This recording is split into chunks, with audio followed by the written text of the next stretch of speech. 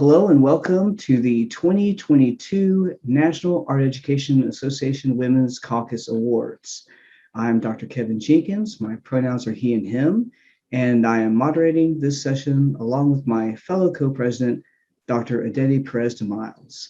We're happy that you joined us today to celebrate the accomplishments and the recognition earned by this year's award winners.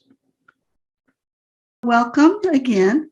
So each year, the Women's Caucus receives a number of award nominations to recognize outstanding art educators submitted by their colleagues in the field. We would like to take a moment to thank the award chairs and the committee members for their work and commitment to this endeavor, which is very important. Yes. So please feel free to use the Zoom emoticon reactions or post comments or questions in the chat. We do ask that participants keep their microphones on mute until the end of the presentations. You may also find it helpful to turn off your own video if you experience technical difficulties such as lag or freezing. And after our brief overview of the awards, each presenter will share their screen for their presentation. And one last note before we proceed, and that is we are recording this session and we will make it available for later viewing on the Women's Caucus YouTube channel. So if you do not wish to have your likeness in the video recording, you may want to leave your video off. And so with that, Adetty. Initiated in 1999, the Kathy Connors Teaching Award honors an outstanding art teacher and educator who is recognized by students, colleagues, and supervisors as someone who consistently inspires and mentors students in a cooperative, collegial, collaborative, and nurturing manner. Nominated by Dr. Lisa Hochtritt, this year's recipient is Dr. Adriane Pereira, who is a faculty member in the Master of Art in Teaching program at the Maryland Institute College of Art. She served 10 years as a high school visual arts teacher in Miami, Florida, during which she achieved national board certification. She completed a doctorate in art education at Florida State University. Her artistic practice is grounded in her experiences as an educator, as an art educator. She has used photography and more recently, garment design to address the questions, in what ways do artists honor their ancestors? And in what ways can art serve and in what ways can art serve as a window into history and look toward the future? She is the author of Becoming a Woman of Color and co-author of Baltimore Uprising, Pedagogy for Change. Her most recent publication is a chapter entitled, Where Are You From? In a book, A Love Letter to This Bridge Called My Back. We are delighted. Congratulations to Dr. Pereira, and I am going to turn it over to Lisa. Congratulations. I am so happy to see everyone today. I just saw Adriane at a student art opening, so today's an exciting day. The Kathy Connors Teaching Award requires 2 letters from students, a letter from an administrator, and a letter from a colleague. So what I've done is just taken some bits from these really spectacular letters that I want to share with you and embarrass Adriane a little bit about her really terrific teaching and how inspiring I and the other nominators have found her in the time that we've spent together. And then Adriane has some slides that she'll show after that. So I'm going to be reading from some of these letters, but I'm just so excited to share with you a little bit about my friend and my colleague, Dr. Adriane Pereira. So Dr. Pereira is an exemplary and highly accomplished educator teaching at both the undergraduate and graduate levels, currently at MICA, which is a School of Art and Design. In 2019, she was awarded the coveted MICA Board of Trustees Award for Excellence in Teaching. This is a huge award. It's only given to one faculty member in the whole college, and it's based on recommendations from students, the vice provost, and the trustees of the college. And it really recognizes the distinguished contributions that the person makes or has made to the college. In our MAT program at MICA, Dr. Pereira works with pre-service teachers and serves on committees at MICA, and that includes opportunities for peer evaluation. And I can tell you, in working with the student teachers, they always say what an exceptional mentor she is and how generous she is with her time. Those will be themes that you'll hear over and over this afternoon. So in addition to her outstanding teaching abilities, Adriane is also an inspired and energetic leader. She's highly organized. I wish I could be as organized as Adriane. She's so organized. She always provides inventive solutions to issues, and she is extremely well respected at our college. The other thing that you will get to know, or if you don't already know Adriane, she's always upbeat. I appreciate that so much. She exudes this positivity, but she's also really professional, and people love being around her. And people really seek her advice, both students and colleagues. So in one of Adriane's most recent evaluations, a colleague in our MAT program said this about Adriane. Adriane inspires students to learn by serving as a best practice model for teaching. I admire her organized and substantive courses and applaud the methods she uses to scaffold learning and create an inclusive classroom that meets students where they are. I also highlight her respectfulness, professionalism, and poise, as well as her deep and substantial contribution to art education. That statement really encapsulates a lot of what I've seen in these letters of support for Dr. Pereira, that high praise for the work that she does, and she's really very respected.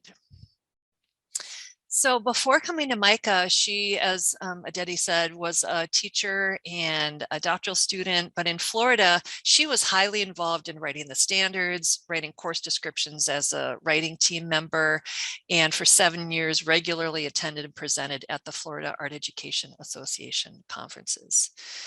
She's served as a leader within NAEA. She has been on the Art Education Journal Review Board, and also working at the higher ed, what do you call that? Higher ed division. She was the Eastern Regional Director from 2016 to 2018. And also, just to reiterate what was said in her introduction, she also has an active studio practice, which is also something I admire. And that work really informs and it complements her work as an artist, educator, and researcher. I'd like to move on and just talk a little bit about what the students have said about Adriane. So Courtney Payne, who is a visual arts educator, a graduate of the MAT program, now teaches at an elementary school in Baltimore County Public Schools. I could read the whole letter because it's so awesome, but I'm just going to read a snippet. So Adriane was a wonderful professor of mine during my time in the MAT program at MICA. Without her guidance and expertise, I would not be the teacher I am today. I'm going to just jump here. Adriane was there for my first experience in the classroom during my internship 1 experience, where she mentored me in teaching my very first lessons to a whole group of students.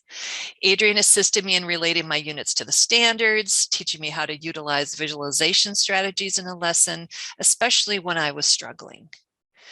Beyond helping me with delivering better instruction, she was there with her kind presence, her sense of humor, and her positive feedback to help her overcome my anxiety in speaking to a large group of students.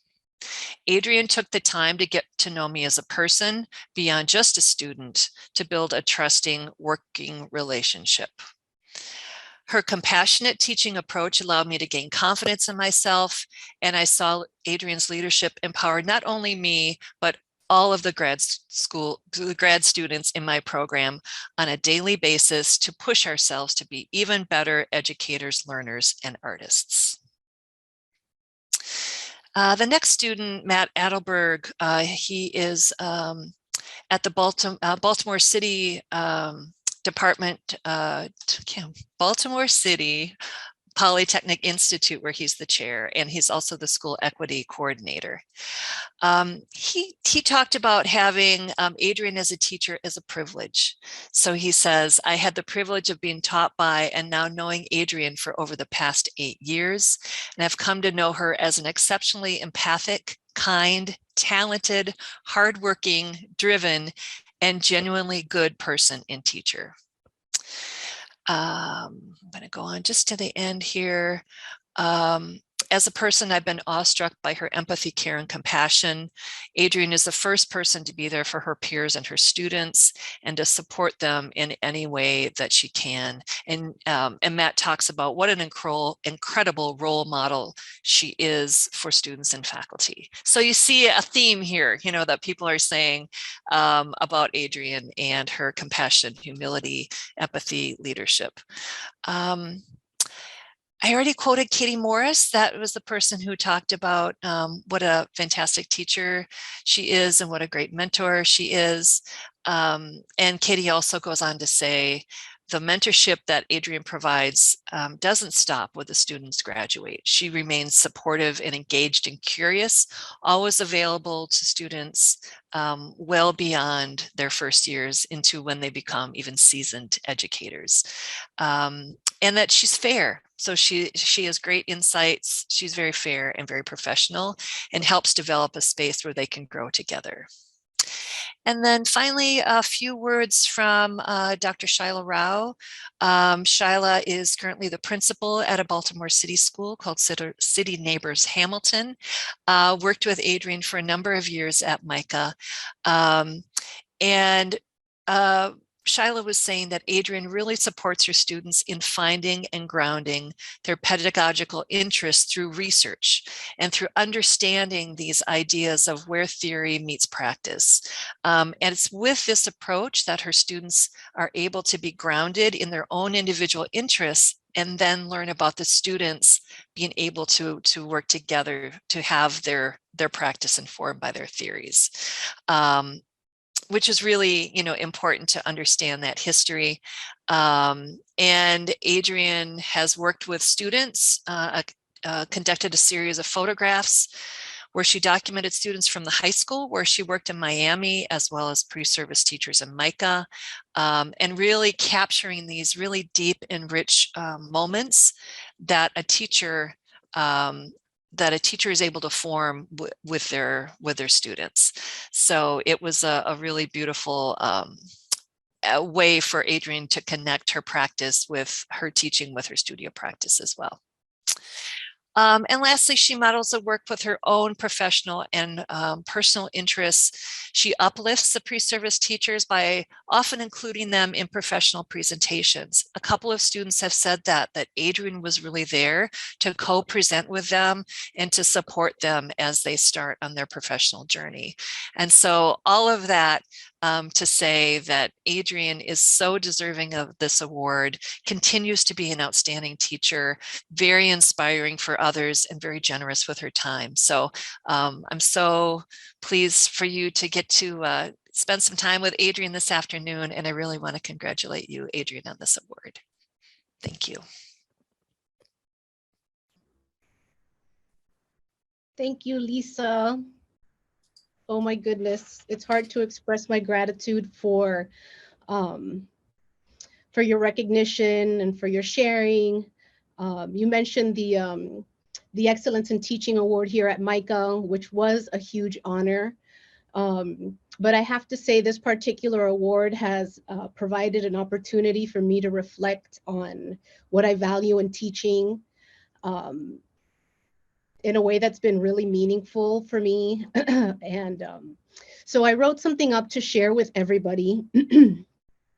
And I have yet to practice it without shedding a tear. So I'm going to try my best. There are some of you that are in this room that I know that will cause me to tear, but but some of you, since I don't know you, that might help me maintain myself. So we'll see. So let me go ahead and see if I can share this screen. All right. So so picking up where I had just kind of left off. So I felt so much love from the letters written in support of this nomination from my former students, Courtney and Matt, of whom I'm so proud, because I often say that at MICA, I'm walking amongst exceptional human beings. And now they're teachers themselves, from whom which I've learned how to be a better human being. From my colleagues, Lisa, who are exceptional teachers, Katie and Shyla, to hear all of those words from these people around me made me really grateful for this career. And this particular award has given me this opportunity to really think about how this career brings this sense of purpose to my life. So I'm really grateful for the gift of this moment to be with you all.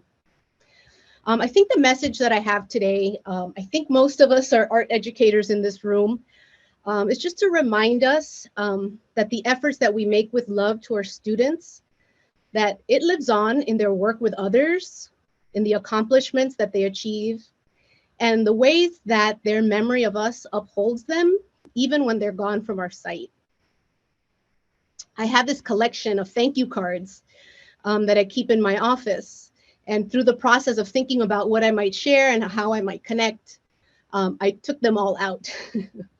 So I'd like to take a moment to invite you all to recall some of your students, memorable moments with mentees that you've had. Maybe think of those people you have advised in ways beyond being their teacher, and wisdom from your own lives that you've offered. Think of the words of encouragement that you shared to help them on their way in life. So I'd like to invite you to think of a handful of those, because I'm sure we have plenty. So I'd like to share just a little story of gratitude. But I'm going to start with just introducing my grandmother, Minerva Concepcion Fernandez. She was born in 1928, and she studied at the Normal School in Havana, Cuba, and she was a one-room schoolhouse teacher. One of her assignments was in a rural town to which she arrived side saddle on a horse. She encouraged me through high school and college to be a teacher, repeating over and over that it was a beautiful career. And at some point I relented and applied to be an art teacher with little experience. It happened to be at my high school alma mater in Miami, Florida. So here's a picture of her in 1948 in the province of Guantanamo with her students. So she encouraged me to be the teacher, and I said, okay, fine. I gave in. So Braddock Senior High was a Title I school, and still is, with 95% Hispanic students, mostly bilingual, and first-generation immigrants from all over South America and the Caribbean. I was from this neighborhood and related very much to my students. I felt that it was a privilege to have earned my degree in Boston and encouraged for my students to also dream big. I taught for nearly 10 years before being accepted into the doctoral program at Florida State. My grandmother arrived to the US in 1967 at the age of 39 with 2 kids, aged 14 and 7. Her first task was to learn English. And after much persistence, through many challenges, she worked as a computer programmer and retired with a pension. And alongside her self-sacrificing nature, she was able to help all of us achieve our dreams. So now I'm going to fast forward a little bit to the present. Let's see.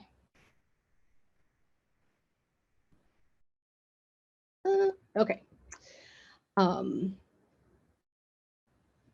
I'm going to fast forward a little bit to the present, and I'm just going to paint a picture. It feels like a total tangent, but I'm going to just create a picture for you. So last week, Friday night, I go to Costco with my husband, and we make an impulse purchase of a Casper mattress. So after my husband lugs this super heavy thing up the stairs, we were so excited to be unpacking this thing. We take out the other bed, we take out the frame, we're putting together this platform frame. It's like 8 o'clock at night, and we're just hoping we get this thing together with enough time to go to bed at a decent hour. At that moment, my phone rings and it says Daniel Vega. And I quickly pick up because Daniel Vega was my student in probably 2008 or 2009 in my photography class in Miami. On the other side of the phone, I hear Danny's voice asking, "Is this Adriane Pereira?" Which made me smile because he always called me Miss P. And it was just adorable that he was a grown man and now he could call me Adriane. So I responded yes and said, "Is this Daniel Vega?" And he said yes. He told me he was calling me to express his gratitude for having me as his teacher. And I remember him clearly. He had a difficult home life. He had a stepfather that didn't care for him, and he caused him much grief on a daily basis. As a teenager and student in photography class, he was enthusiastic, lively, so sweet. And he'd often come have lunch with me back in the day when I loved macaroni and cheese, lean cuisines, sometimes with the Salisbury steak. I knew I had given him advice, but I really didn't know the huge impact that still resonates with this man so many years later. As a high schooler, Danny had expressed that he wanted to be a doctor. He had a dream of helping other people, but he had no idea how to achieve that dream. As first generation to this country, immigrants don't always have an example in their lives of how to achieve the success of their dreams. And he expressed apprehension of how long it would take and if the effort would even be worth it. So I drew from my own experiences to share that I had had a challenging start to my career. As that young educator, the state of Florida required many courses from me to renew that initial teaching license. And at that point, a professor convinced me to get a master's degree, as we often do. So I took one class at a time because teaching full-time and going to university was exhausting. So I remembered feeling a similar sense of being overwhelmed that I would never be able to achieve my goals. At that time, I estimated 5 years to complete the degree, and I couldn't envision all that time passing and seeing myself earn that degree. I had shared my apprehension with my grandmother, and she said to me, let me try to feel her. Ay, mijita, el tiempo pasa, y tú verás que un día tú lo lograrás. No te preocupes. Tú sigue ahí, y tú verás. In other words, my dear, don't worry. Time passes. Take it one step at a time, and one day you'll see that you'll achieve it. And I reminded myself of that wisdom on the days when I was tired, on the days that I felt defeated, and on the days that I felt like I would never have another day off. So in that photography classroom, when Danny expressed his doubt of being able to achieve such a lofty goal, I said to him,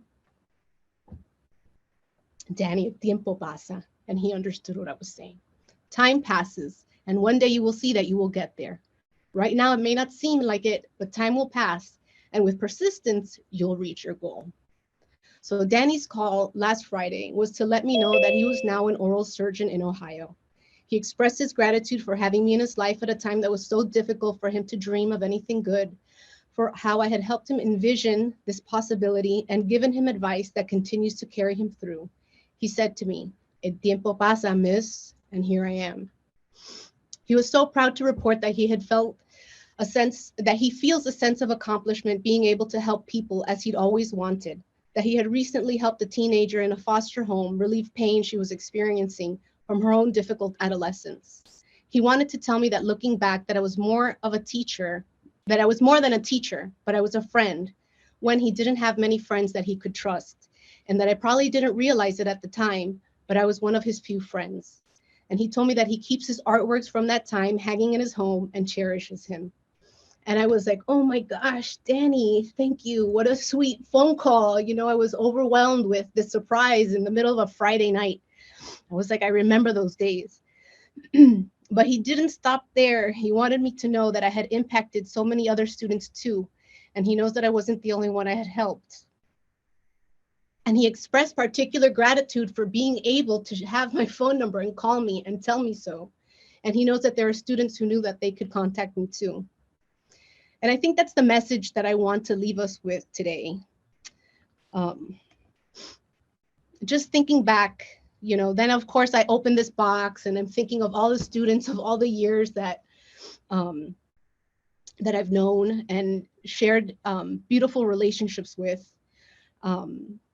So I appreciate the recognition of this award because it allowed me to reflect on this beautiful opportunity and role that we have as teachers, that we have to share our lives and our wisdoms as a gift of mentorship to students who oftentimes look at us as more than just teachers. So I'm so grateful the relationships this career gives us, the opportunities to enjoy those relationships. We get to share the enjoyment of art making, enjoyment of being a good teacher, and sharing those gifts. So while teaching, research, and service is often so exhausting, we have the joy and blessing that our work brings meaning and purpose to our lives. Thank you so much.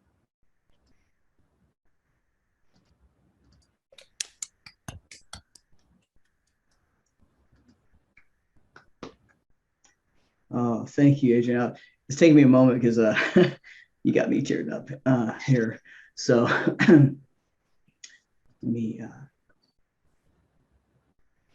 and I hope you do see that you have some messages there in the chats as well. Oh, thank you. I don't know if I stopped sharing. I have no idea. You did. All right, so I will share now, and I'll try to not get so broken up myself here. Thank you. So first presented in 2009, the Maryl Fletcher de Jong Service Award is given annually to honor an individual in the field of art education who has made noteworthy service contributions to art education as an advocate of equity for women and all people who encounter injustice. This individual contributes outstanding service of community, state, national, or international significance that contributes to eliminating discriminatory gender and other stereotyping practices for individuals and groups. Nominated by Dr. Lisa Hochtritt, this year's recipient is Dr. Injeong Yoon-Ramirez, who is an endowed assistant professor of art education and affiliate faculty in gender studies at the University of Arkansas. Her research projects are deeply interconnected with her teaching and community organizing. Academically, her work addresses critical race feminism, decolonial aesthetics, transnational feminisms, and translanguaging pedagogy. Currently, she is co-editing a forthcoming transdisciplinary anthology, Transnational Feminist Arts,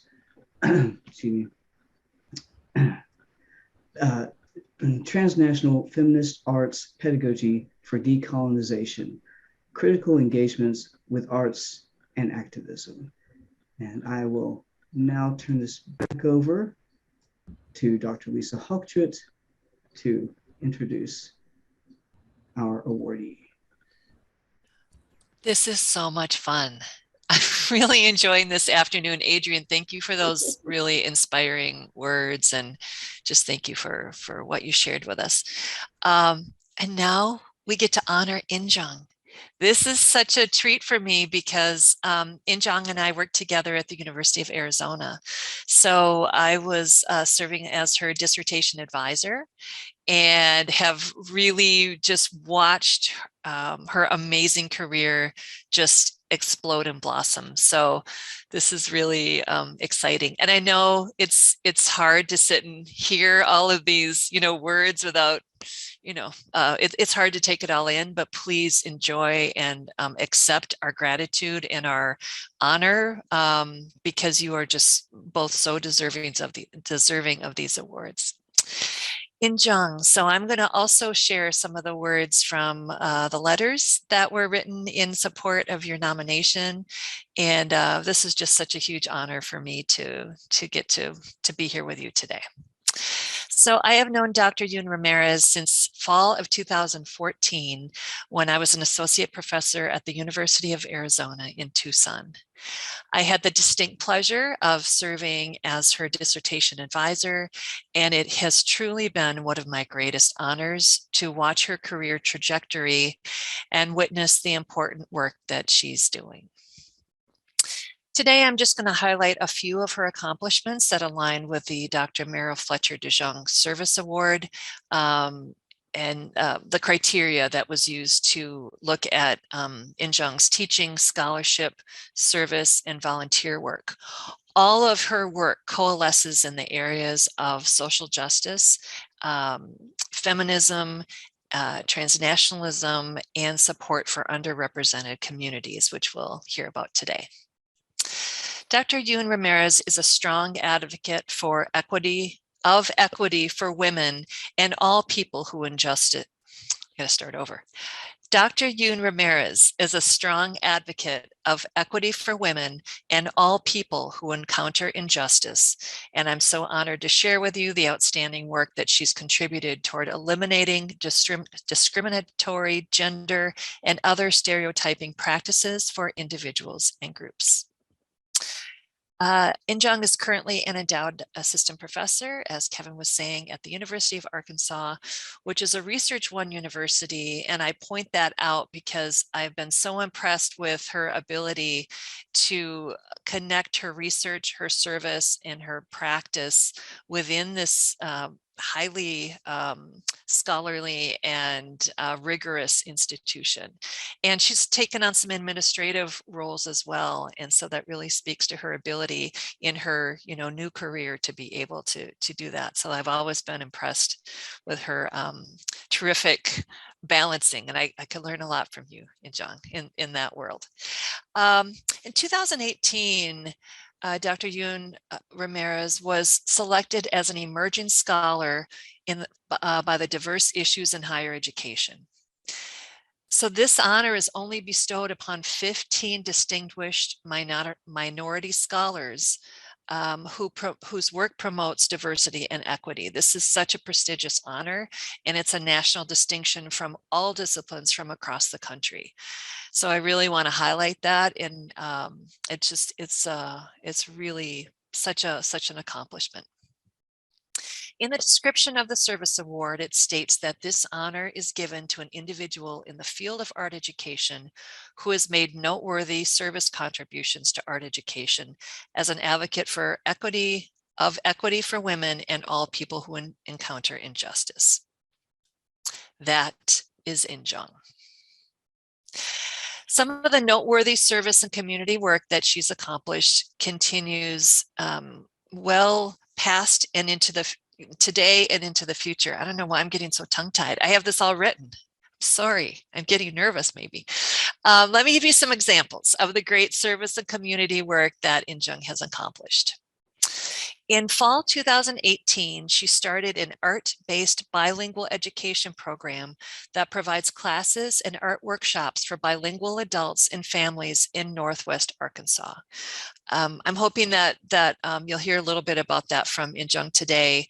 It's called Interweave, and it's a multilingual community school. And Injeong is the founding director. When she moved to Arkansas, she noticed a need in the community for bilingual education, and she developed lessons and workshops that incorporated collaborative art making for participants.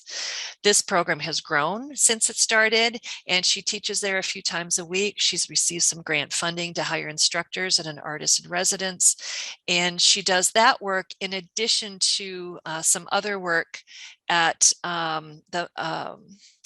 a place in Arkansas which serves women who have experienced trauma and sexual abuse and incarceration. So she does this, as I said, in addition to her teaching, research, and service to the institution as well as the field of art education. I'm so honored to introduce you to Injeong, her contributions and outstanding service to communities, as well as her dedication to critical pedagogy, diversity, and social justice are truly remarkable. Whew. Okay, I'm going to move just a few things. I'm going to do some share with you some comments from Dr. Amy Cray that she shared about Injeong, from Dr. Chris Schulte, and from Dr. Angela Laporte, who both work with Injeong. So this is something that Amy wrote. She calls her IJ. So IJ's leadership teaching in the service of Arkansas's immigrant community brilliantly exemplifies this Maryl Fletcher de Jong's commitment to equity and international concerns.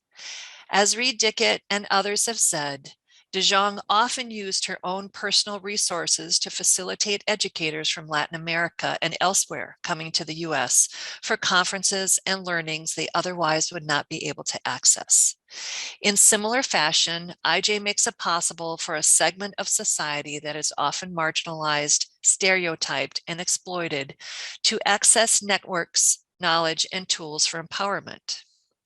Jong's commitment to diversity and inclusion helped to globalize the US art education field. So too does IJ's perspective and praxis as an international scholar and educator. In particular, her application of translanguaging pedagogy with the community art school participants has advanced a global feminist approach to art education. Moreover, I believe her practice models what it means to produce knowledge in service of a more equitable and sustainable society. Dr. Injeong Yoon-Ramirez upholds the integrity and generosity for which Maryl Fletcher Jong was known for. Her service to the field mirrors Jong's strength as a leader on matters of inclusion, diversity, and equity. Dr. Chris Schulte writes, Dr. Yoon is a dedicated scholar, outstanding teacher, and artist educator, and a valued colleague. Her contributions to our program have been consistent and exemplary at every turn. She is revered by students and faculty alike, an inspiring and steady source of leadership. One such example of Dr. Yoon's capacity to lead and inspire is her recent development of the Art Education in Action Speaker Series, a series that features pre-K through 12 artist educators whose work is dedicated to reframing the relationship of socially just pedagogies to contemporary art practice. While relatively new, this speaker series has become incredibly popular among students in the School of Art, offering those who attend a unique and important imagery with which to reconceptualize contemporary art practice, pedagogy, and research. Dr. Yoon is most deserving of this important recognition. Moreover, Dr. Yoon is very deserving of this recognition. While she's certainly an outstanding scholar and colleague, she is an even better person. And I can really attest to that as well. And then lastly, just a few words from Dr. Angela Laporte, who's the Director of Art Education at the University of Arkansas. Angela knew Maryl and fondly remembered Maryl's active leadership and selfless service to art education, wherein she strived to eliminate barriers and stereotypes associated with race, gender, and other forms of inequity. I see my colleague Injeong in a similar light as a devoted leader and transformational activist who empowers disenfranchised people through art education. She believes in the necessity of long-term commitment and continued collaborations, of which she has given extensive service and energy and examples highlighted in what we're hearing today.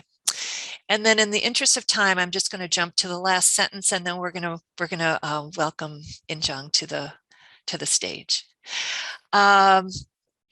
So remembering Maryl's sincere, selfless devotion to continued action for the equity and justice of people and women within and beyond academia, Injeong Yoon-Ramirez mirrors this depth of passion and service in many ways and is most deserving of this award. So without any further ado, I'm just so pleased to introduce my friend and someone whom I really admire, Dr. Injeong Yoon-Ramirez. Thank you so much for the great introduction, Dr. Hochtritt, and also Dr. Jenkins and Dr. Pérez Miles for organizing this ceremony. And it is truly my honor to receive this award, considering, Dr. Maryl Fletcher Jong's endless works to fight against injustice that women have faced. So I can just say enough how much I feel honored and humbled about this award. So I just wanted to start kind of like my presentation by acknowledging the collective effort that really kind of shaped my work. And I don't think I could have done this work that, what I'm currently doing without the Enter the Head Interview Community School team members and also collaborators, including nonprofit organizations and volunteers. And I just wanted to say that I'm just one of many people who has been, committed to this collective effort to create spaces for immigrant and families and children. So I just wanted to quickly introduce my team members, Aime, who's the amazing leader of the community here in Northwest Arkansas for Latinx immigrant communities, and Lucero and Kiara were the students and who helped me tremendously. And also a nonprofit organization that I've been collaborating with. I started this program as a just single class at Immigrant Resource Center, which is run by Arkansas United and also Root Ed. And there are just so many other nonprofits, organizations in this region who've been advocating and empowering immigrants' rights and the communities. So I just wanted to acknowledge that. And also a lot of other people who've been part of the journey. So, and also before I start talking about the program, I should also, say I should express my gratitude toward Dr. Hochtritt, Lisa, who has been my mentor since my doctoral program. And I told her so many times that I don't think I could have done the work that I'm doing without her support since 2014. And also Dr. Amy Cray, who has been a great mentor for me, who is currently at the University of Arizona, and my colleagues and institutional support. And this program is not a nonprofit, so a lot of funding is coming from my endowed chairship, which is funded through Walton Family Foundation.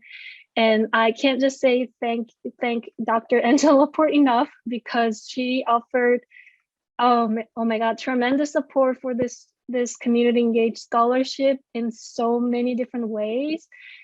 She really helped me navigate the institution and beginning of my a job here, 2017, and she guided me how to advocate my community engaged scholarship at Research One University, and where sometimes teaching research surveys are often defined in a traditional way.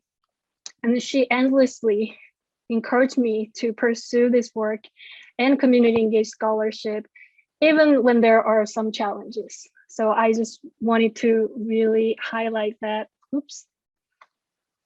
And like I said, institutional support. Dr. Cruz Schulte is currently part of the School of Art Administrators, and the School of Art at the University of Arkansas has been really supportive of this work. And I think just without all the support from my students and community members and also this institution, I don't think it was just it was possible. So I just wanted to acknowledge that. So I just briefly wanted to share the program, Enter the Head Interleave. And this is from my website, the website of the program, and it is designed to offer a critical and creative learning space for working class immigrant adults and families. And the program promotes bilingual competencies and the empowerment of immigrant communities by facilitating art-based bilingual classes, curriculum, and workshops. So I started this program in 2018 after I just started my position here in University of Arkansas, and I moved from Tucson, Arizona, and I just reached out to many different organizations and see how I could continue the work that I've been dreaming. And then since then, the program grew really significantly. And I used to offer face-to-face classes on my own at the Immigrant Resource Center here in Springdale, Arkansas, once or twice a week every semester in summer, on top of my normal teaching load at the university. And most of the participants were women immigrated from Central and South America, and their age from 20s to 60s. And with my little art cart, I travel to offer workshops at the local park and local events. And as the program grew, I started working with other instructors that I briefly introduced. Lucero Aguirre and Aime Villanueva were the community members here. And since COVID-19, I've been offering online classes. And we have around like 30 students from not only Northwest Arkansas, but also rural areas in Arkansas and other countries like Honduras and Mexico and Guatemala. Here she is, Dr. Angela Laporte, who's helping the event that I organized. So for me, service is inseparable from my research and teaching. I don't think it is possible to develop my current scholarship around critical race praxis, decolonial education, transnational feminism, and community engaged scholarship without my experience in community organizing. Like numerous transnational feminist activist scholars have demonstrated, as well as CRT activist scholars, I believe knowledge comes from ground. Knowledge is collective, and knowledge is produced through care and love. And building knowledge is not the reason why I've been committed to community engagement and types of service I've been pursuing. It shapes who I am as a scholar educator and what type of works to which I contribute. More importantly, service like research and teaching is an intentional effort to create a space. So what kind of space do I want to create and be part of in and beyond the academia? My work with Entreteje Interweave is a reflection on this question around space. And personally, I needed this space. As a female professor of color at the predominantly white institution, I know how vital it is to have a space of BIPOC and women of color. And it is a space for healing, resilience, and care. At the same time, what does this act of creating a critical and creative space for learning for immigrant communities mean for the academy? And Margot Okazawa-Ray reminds us that the academy is not monolith. There's a possibility to create a space for resistance and resilience against the colonial structure within the academic structure. So then the question remains how we as academics create a space of resistance and resilience to challenge oppression in and beyond the academy. And the pandemic has exacerbated the existing issues of inequity. I witnessed how the pandemic disproportionately impacted communities that I've been closely working with, working class immigrants, both documented and undocumented. And while switching programs into online classes, I heard not only, struggles that community members go through every day, such as, they work full time while they ask their oldest child to watch their younger siblings. That means their older child might have to miss schools.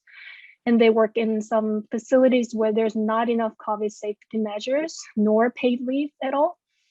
But more importantly, I witnessed strength and resilience of community members. People logged in the online classes while they're cooking in their kitchen, or during their short break in their work. And sometimes they join as a whole family because there's no one who can watch their babies while they're attending my class. So their husbands and little toddler and their younger children will join my online class together. So we shared laugh, joy, tears through very tiny phone screens. And there are numerous organizers and activists who work on the front line in the face of injustice, especially during the pandemic. And I'm not saying my work is comparable to their efforts to offer urgent services. As an academic working at a university, my work and life have been shaped differently. And I should, because of that, I should constantly and intentionally try to find and create a space where knowledge is shared from ground with care and love, and where historically marginalized communities come together for the joy of collective learning, resistance, and resilience. So this award really offered me an opportunity to reflect on my past work and to keep pursuing the work I've been doing in between and outside of the academy. So I really appreciate, again, for this amazing award and allowing me to, share my story today. Thank you so much.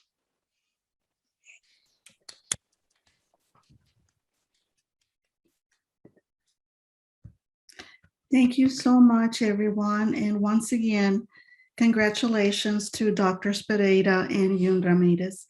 What we would like to do now is to switch gears a little bit. We want to take a few moments to honor the memory of Dr. Elizabeth, or known to her friends as Betsy Delacruz, who served as co-president of the Women's Caucus from 2012 to 2014, and was this recipient of the 2009 June King McFee Award, which is given annually to honor an individual who has made distinguished contributions to the profession of art education, and one who has brought distinction to the field through an exceptional and continuous record of achievement in their scholarly writing and their research, professional leadership, teaching, and community service.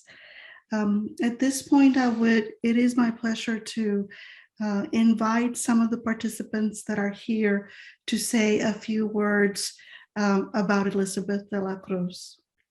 And I'm going to turn it over to, I know that Sherry and Karen were wanting to celebrate Elizabeth Delacruz's lives. Can I go first then? Sure. Okay. Can you hear me then? We can hear you. Okay, great. Thank you.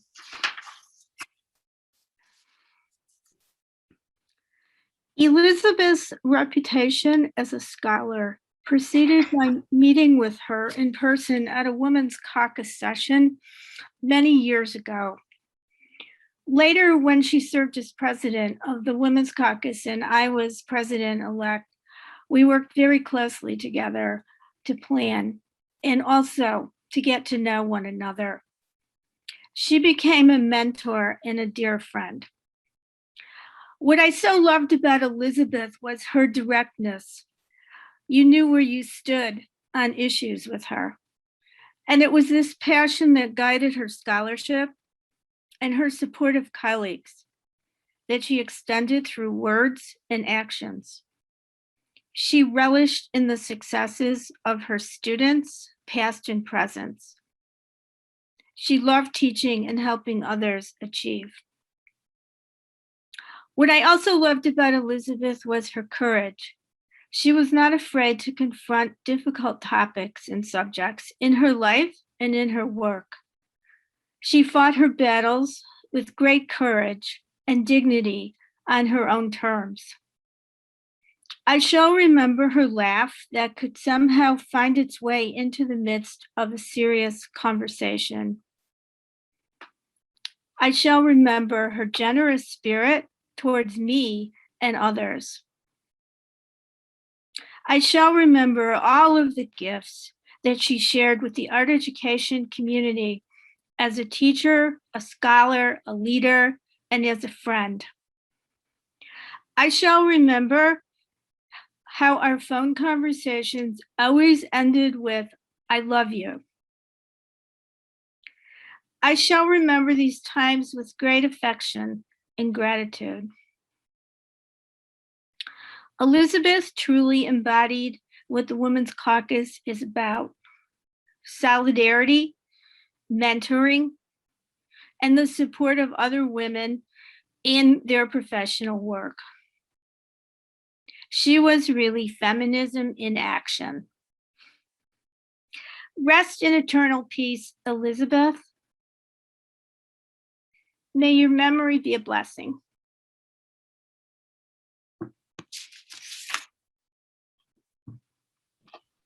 Thank you, Sherry. That was wonderful. Thank you.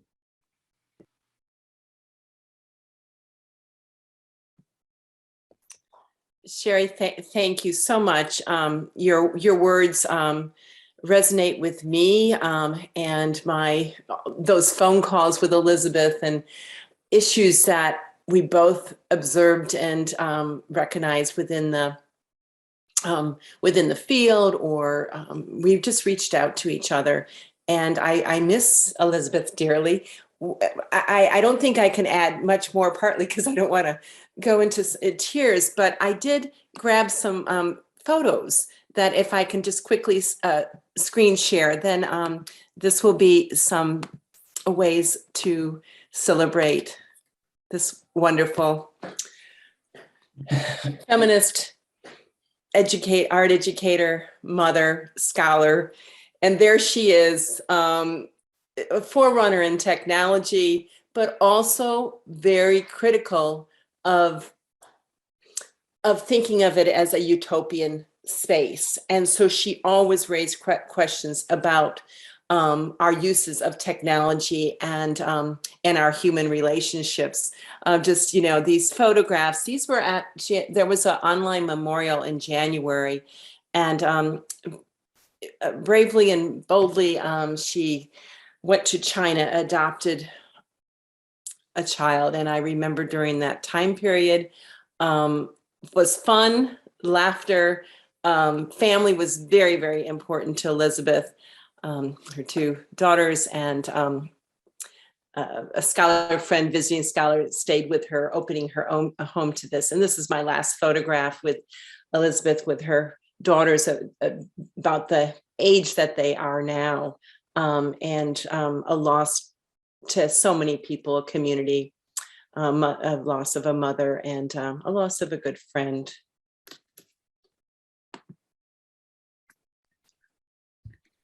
Does anyone else want to say anything? Share any memories? I just want to share what a joy it was to work with Elizabeth at University of Florida. We were both teaching in the online master's program when I found myself in kind of this weird in-between space after looking for new full-time work that I hadn't expected. And Elizabeth was just so encouraging to me, and just such a champion for what we can do as women, and just wanting to always push the students to be what the very best they could be. And I miss working on those final capstone committees with her, and just how she challenged me always as well. And I just can't imagine without her. Thank you very much, everyone.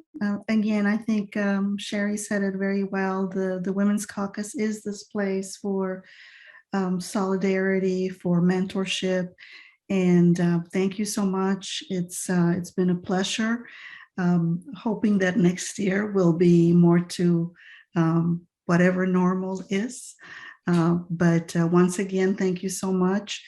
I think this concludes our program, except that I think Kevin wanted to do a plug, maybe. I can't remember.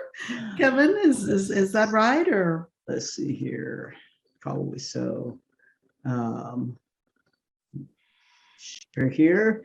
So yes, if you are not yet a member, or your membership may have lapsed or is coming due soon, we have a quick video to guide you through the very easy process for joining the Women's Caucus.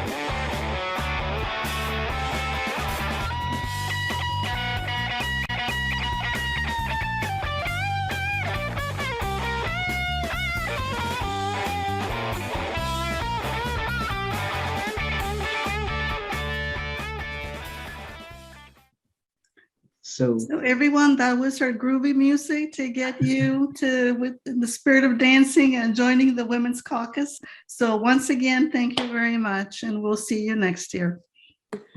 Thank you, Kevin and Adetty. That was wonderful to see membership so lively. Good Sherry's baby. Yeah, thank you so much for all you did to make this happen. It was really organized and beautiful. So congratulations. And Sherry, so nice to see your baby. Thank you. It's good to see everyone. This was wonderful with the awards, and I just appreciated everyone's talk. It was so nice. Yeah. He's adorable. Thank you. I've pinned you so I can see you you and your little one very large. Bye-bye, everyone. A future Bye. member. Bye. For sure. Bye-bye. Bye, everybody. Thank you. Bye. Thank you all. Bye.